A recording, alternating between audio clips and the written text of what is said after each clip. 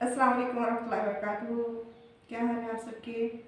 الحمدللہ ایک دفعہ پھر ہم آپ کے سامنے موجود ہیں پروگرام رمضان اور قرآن کے حوالے سے.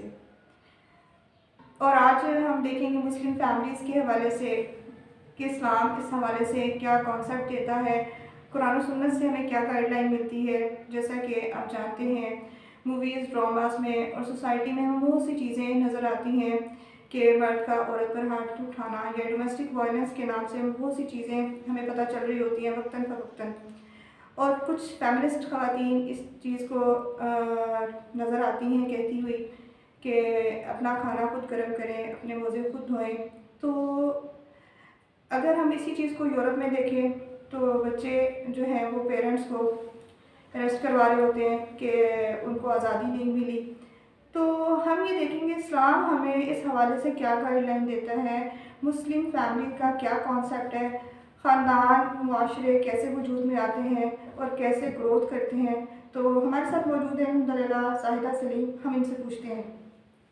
السلام علیکم ورحمۃ اللہ وبرکاتہ. وعلیکم السلام ورحمۃ اللہ وبرکاتہ. سب سے پہلے ہم دیکھیں گے ہسبینڈ وائف کے ریلیشن میں کہ اللہ تعالیٰ ہمیں کیا گائیڈ لائن دیتے ہیں، سنت سے ہمیں کیا پتہ چلتا ہے. جیسے رسول اللہ صلی اللہ علیہ وسلم کی لائف الحمدللہ ہمارے لیے ایک آئیڈیل ہے، لائف ہے، اور اس میں ہم رسول اللہ صلی اللہ علیہ وسلم کے کریکٹر کو ایز اے ہسبینڈ دیکھنا چاہتے ہیں. آپ ہمیں اس حوالے سے کیا بتانا چاہیں گی؟ الحمدللہ بینگ اے مسلم ہمارے لیے جو ہدایت کا سر چشمہ ہے وہ کتاب اور سنت ہے. آپ صلی اللہ علیہ وسلم نے فرمایا میں تمہیں دو چیزیں چھوڑ کے جا رہا ہوں، اللہ کی کتاب اور میری سنت، اور ان دونوں کو تھامنے کے بعد تم کبھی گمراہ نہیں ہوگے. تو اللہ کی کتاب کیا کہتی ہے اور سنت کیا کہتی ہے، اس حوالے سے ہم مختصراً دیکھیں گے. سب سے پہلے تو رسول اللہ صلی اللہ علیہ وسلم نے فرمایا الدنیا متاع و خیر المتاع الدنیا المرأۃ الصالحہ. دنیا متاع ہے اور سب سے بہترین دنیا کی متاع نیک بیوی ہے. اب اگر ہم یہ دیکھیں کہ ہم یہ دیکھتے ہیں ڈراماز میں دیکھتے ہیں کہ مرد بیوی پر ہاتھ اٹھا رہا ہے، پھر ہمیں سوسائٹی میں بھی ایسے مرد نظر آتے ہیں جو خواتین پر ہاتھ اٹھاتے ہیں. پھر ہمیں ایسے نظر آتا ہے کہ بچوں کے اندر ایک بغاوت نظر آ رہی ہے، اور دنیا میں ایسے قوانین موجود ہیں کہ ایک کال پر بچہ اپنے پیرنٹس کو یا ٹیچر کو اریسٹ کروا دیتا ہے. پھر فیمنسٹ خواتین ہیں جو کہ بہت ایک ایکسٹریم پہ چلی گئی ہیں. اب اس میں بیلنسڈ اوپینین کیا ہے، اور اس کے لیے بہتر ہے کہ ہم دیکھ لیں رسول اللہ صلی اللہ علیہ وسلم کی زندگی کو. اب سوال یہ پیدا ہوتا ہے کہ میں بینگ اے فیمیل ایک فیمیل سائڈ کا اوپینین تو دے سکتی ہوں، لیکن ایک مرد کو کیسا ہونا چاہیے، یا ایک رسول اللہ صلی اللہ علیہ وسلم کی زندگی اس کے لیے سب سے بہترین گائیڈ لائن لیتی ہے. ہم جیسے اپنی سوسائٹی میں مردوں کو دیکھتے ہیں یا ہم خواتین کو دیکھتے ہیں تو یہ سوسائٹی 1400 سال پہلے کی سوسائٹی سے بالکل ڈفرینٹ نظر آتی ہے. اس کی وجہ یہ ہے کہ ہم جانتے نہیں ہیں. ہم کہتے ہیں کہ ہمیں اپنے نبی سے محبت ہے، لیکن کتنے لوگ ہیں، کتنی مائیں ہیں جنہوں نے اپنے لڑکوں کی تربیت ایسے کی ہے کہ وہ نبی صلی اللہ علیہ وسلم کی سنت کے مطابق ان کو فالو کرتے ہوئے ایک بہترین ہسبینڈ اور ایک بہترین فادر بن سکیں. لیکن اس کو ہم تھوڑا سا دیکھیں گے. اگر رسول اللہ صلی اللہ علیہ وسلم کو دیکھیں تو آپ صلی اللہ علیہ وسلم نے کبھی کسی عورت پر ہاتھ نہیں اٹھایا تھا، اور اسی طرح آپ صلی اللہ علیہ وسلم بچوں کے ساتھ بھی بہترین حسن سلوک کرتے تھے. لیکن اگر آپ بیویوں کے حوالے سے دیکھیں تو کیسی عجیب بات لگتی ہے کہ ہمارے ہاں ایسا لگتا ہے کہ دیندار طبقہ بھی اگر ہمارے سامنے ایک تصور ایسے ذہن میں آتا ہے کہ شاید کوئی سخت گیر انسان ہوگا، ایک سخت گیر باپ اور ایک سخت گیر شوہر، لیکن اللہ کے نبی صلی اللہ علیہ وسلم اس سے بالکل مختلف تھے. اور ایون کہ آپ یہ دیکھیں کہ ایک عید کا دن ہے اور مسجد نبوی کے صحن میں کچھ حبشی آئے ہوئے ہیں اور وہ جنگی کرتب کر کے دکھا رہے ہیں. تو حضرت عائشہ سے پوچھا آپ صلی اللہ علیہ وسلم نے کہ آپ یہ دیکھنا چاہتی ہیں؟ انہوں نے کہا ہاں. تو آپ نے خیمے کا پردہ ہٹایا اور آپ صلی اللہ علیہ وسلم نے سامنے کھڑے ہوئے اور ان کے پیچھے حضرت عائشہ کے کھڑی ہو گئی اور وہ دیکھنا شروع ہو گئی. پھر انہوں نے تھوڑی دیر دیکھا، پھر انہوں نے پوچھا کہ آپ مزید اور دیکھنا چاہتے ہیں؟ انہوں نے کہا ہاں. یعنی جب تک وہ دیکھنا چاہتی تھی آپ صلی اللہ علیہ وسلم نے ان کو دکھایا.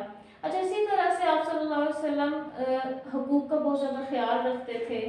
ایک تو یہ کہ آپ صلی اللہ علیہ وسلم کی بھرپور کوشش ہوتی تھی کہ بیویوں میں انصاف کیا جائے، ان کو وقت دیا جائے. اسی طرح جب آپ غزوات پہ جاتے تھے آپ کو اکثر ایسے واقعات ملتے ہیں نا کہ حضرت عائشہ کا ہار گم ہو گیا تو اس موقع پر جو تیمم کی آیات نازل ہوئی تھی، اس طرح واقعہ بھی ہوا تھا. اس سے ہمیں یہ تو پتہ چلتا ہے کہ رسول اللہ صلی اللہ علیہ وسلم ساتھ لے کے جاتے تھے غزوات پہ بیویوں کو، امہات المومنین کو، اور وہ اس کے لیے قرعہ ڈالتے تھے.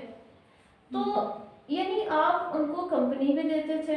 اسی طرح آپ کو بڑی ایک عجیب بات حیرت ہوگی سن کے کہ رسول اللہ صلی اللہ علیہ وسلم نے حضرت عائشہ کے ساتھ دوڑ لگائی. اب یہ ہمارے یہاں جو ایک کانسیپٹ ہے وہ ایک بڑا عجیب سا ایک کانسیپٹ ہے، لیکن آپ صلی اللہ علیہ وسلم نے حضرت عائشہ کے ساتھ ریس لگائی، دوڑ لگائی. اس میں رسول اللہ صلی اللہ علیہ وسلم پیچھے رہ گئے کیونکہ اس وقت حضرت عائشہ کہتی ہیں کہ میں دبلی پتلی تھی. اچھا کچھ عرصے بعد دوبارہ ایسا ہوا، انہوں نے دوبارہ کچھ عرصے بعد ان کے ساتھ ایسے that proves that he used to play with or entertain them جتنا ان کا خیال رکھ سکیں. تو اسی طرح سے یعنی تھوڑے عرصے بعد دوبارہ حضرت عائشہ کہتی کہ میں تھوڑی بلکی ہو گئی تھی تو میں پیچھے رہ گئی ریس میں، دوڑ میں پیچھے رہ گئی. تو آپ صلی اللہ علیہ وسلم نے کہا یہ تو پچھلی ہار کا بدلہ ہو گیا. تو ایک بڑا ایک انٹرسٹنگ سا ایک بڑا مزیدار سا ایک ریلیشن نظر آتا ہے. اور آپ صلی اللہ علیہ وسلم کبھی بھی دخل اندازی نہیں کرتے تھے. جیسے آپ نے واقعہ سنا ہوگا حضرت عائشہ اور حضرت سودا کا بڑا مزیدار سا ایک واقعہ کہ وہ آئیں اور انہوں نے کہا ہریسہ کھا لیں. تو حضرت سودا لے کر آئی تھی. حضرت عائشہ نے کہا میرا موڈ نہیں ہے، سوری حضرت عائشہ لے کر حضرت عائشہ نے حضرت سودا کو آفر کیا. تو حضرت سودا رضی اللہ عنہ نے کہا کہ میرا موڈ نہیں ہے. تو اگر آپ نے نہ کھایا تو میں آپ کے چہرے پہ مل دوں گی.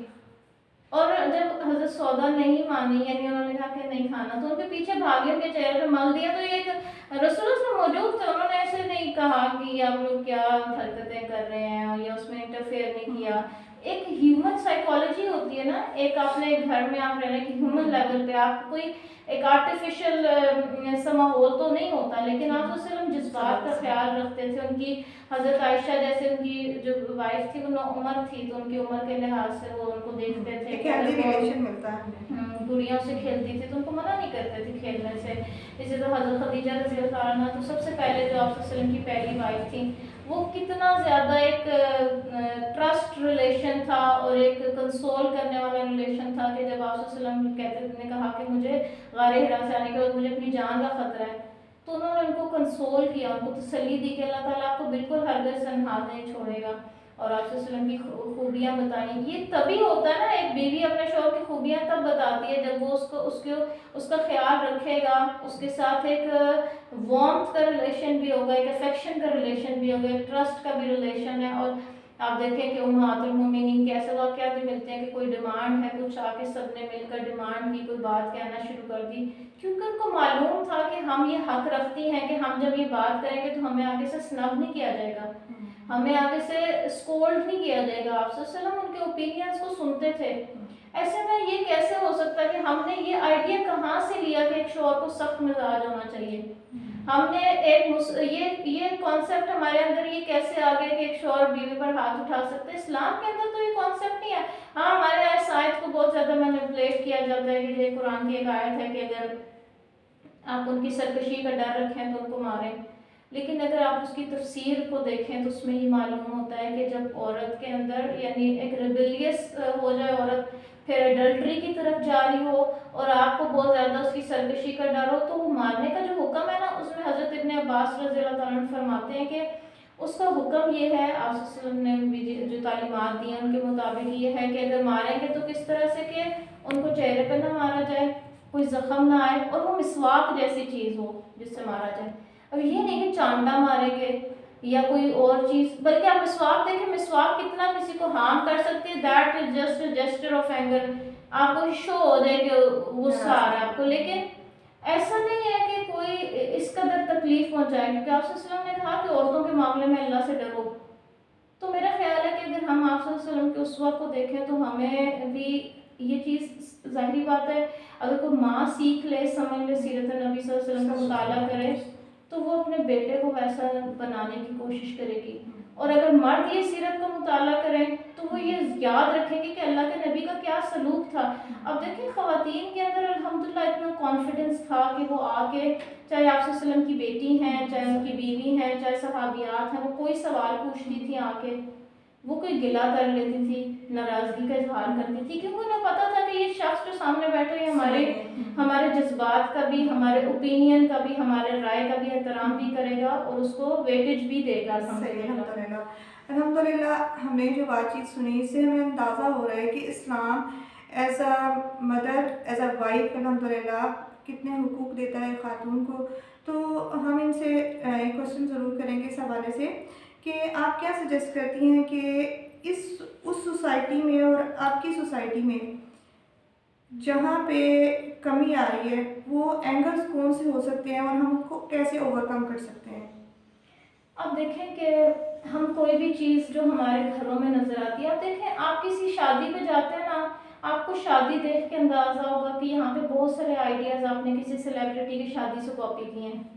ایک زمانہ تھا جب اسٹار پلس کے چینلز دیکھتے کہ لوگ ویسے ڈریسز بنایا کرتے تھے اور شادیوں میں پوری کی پوری تھیم کسی ڈرامے کو کاپی کی ہوتی تھی. اوبویسلی ہم جب کوئی چیز اب دیکھیں آپ کسی ٹک ٹاکر کو دیکھیں اس نے بال کیسے رنگے ہوئے ہیں، اس نے کپڑے کیسے پہنے ہوئے ہیں، اس نے کسی کو دیکھا اس کو لگا کہ ہاں یہ چیز بکتی ہے، یہ میں کروں گا تو مجھے زیادہ فالوورز مل جائیں گے.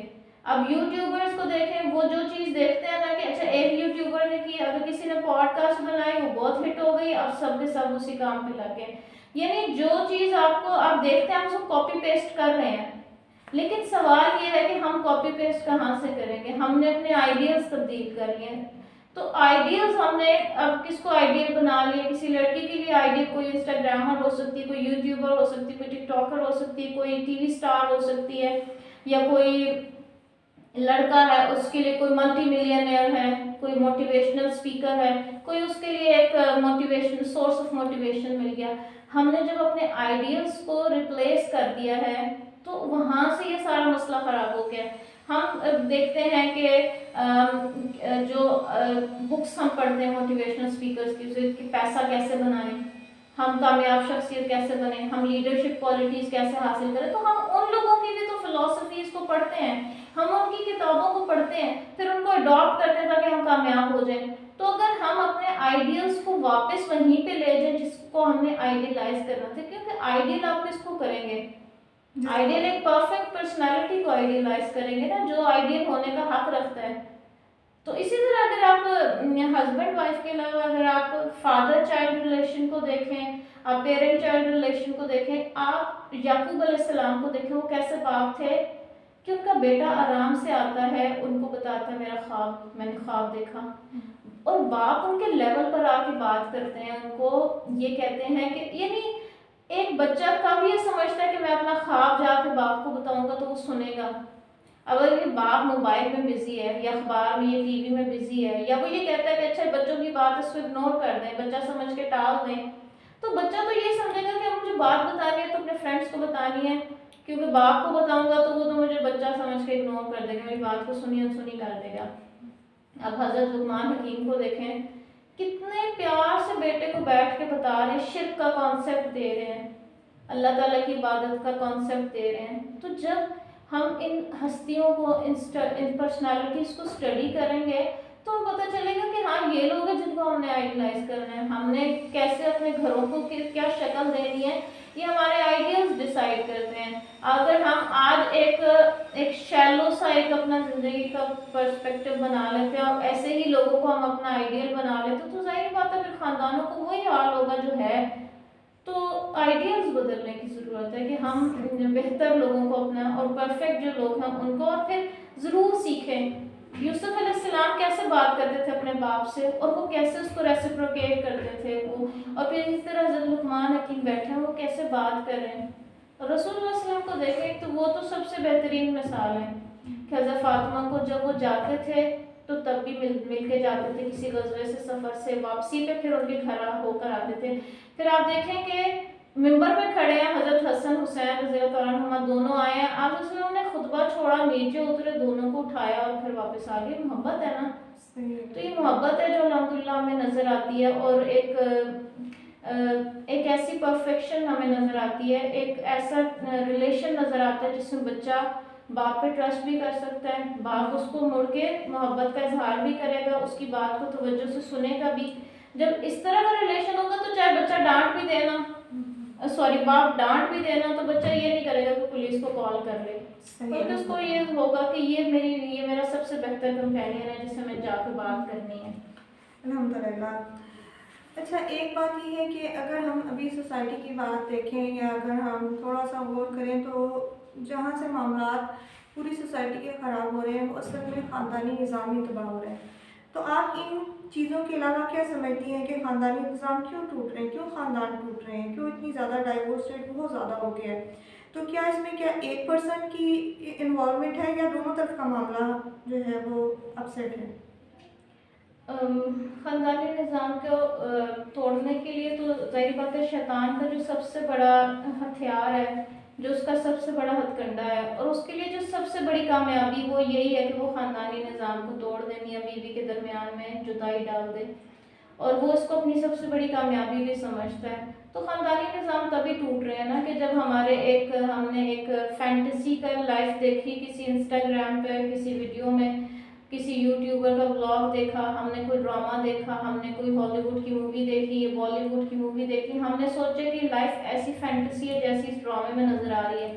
ریالٹی میں کتنے چیلنجز ہیں وہ ہمیں نظر نہیں آتے، ہمیں کہیں پہ کمپرومائزز کرنے ہیں، ہمیں کہیں پر اپنا دل مارنا ہے، کہیں پر ہمیں سرنڈر کرنا ہے، کہیں پر ہم نے آواز اٹھانی ہے۔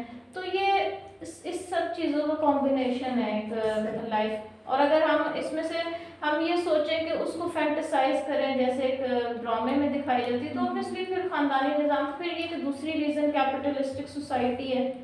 اگر ہر ایک یہ چاہتا ہے کہ ہم پیسہ بنانے کی دوڑ میں لگے ہوئے، تو ظاہری بات ہے پھر آپ دیکھیں ہماری اب جو شادیوں کا ایک رجحان ہے وہ لیٹ ایجز میں جا کے ہو رہا ہے۔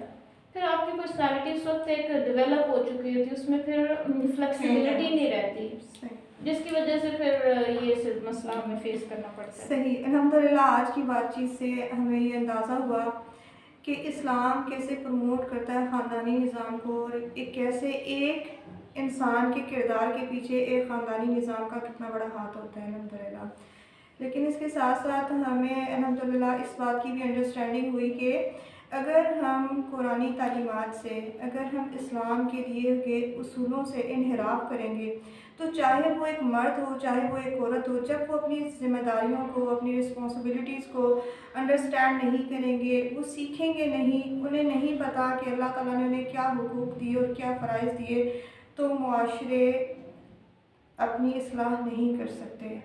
تو معاشروں کی اصلاح کے لیے، خاندانی نظام کی اصلاح کے لیے، ایک سنگل پرسنالٹی کو اپنے اس انٹلیکچوئل لیول پر آنے کے لیے جو اللہ تعالیٰ نے ایک انسان کو مقام دیا، اسے تکریم دی، اس کردار میں آنے کے لیے قرآن حکیم کی تعلیم ضروری ہے۔ تو انشاءاللہ ہم اپنے نیکسٹ سیشن میں فردر کنٹینیو کریں گے ایک ایسے پرابلم کو جو اس ٹائم سوسائٹی میں بہت زیادہ اپنی جڑیں پکڑ رہا ہے، اور ہماری یوتھ اس کو فالو کر رہی ہے، اس کو ہم کیسے اوور کم کر سکیں گے انشاءاللہ اس کے سولوشن کے ساتھ۔ السلام علیکم ورحمۃ اللہ وبرکاتہ۔